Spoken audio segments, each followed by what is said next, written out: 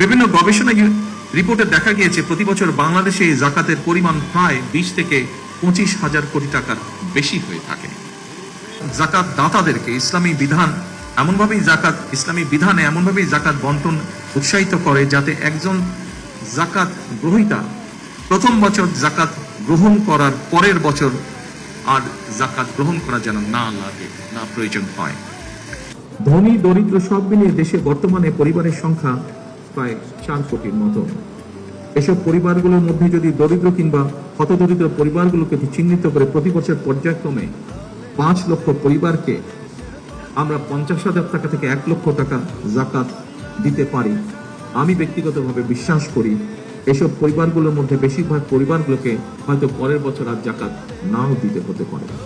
লক্ষ্য ভিত্তিক এবং সুনির্দিষ্ট পরিকল্পনার মাধ্যমে যদি জাকাত দেওয়া সম্ভব হয় তাহলে 10 থেকে 15 বছরের মধ্যে শুধুমাত্র জাকাত ব্যবস্থাপনার মাধ্যমেই দেশের বহুলাংশে দারিদ্র বিমোচনে সম্ভব।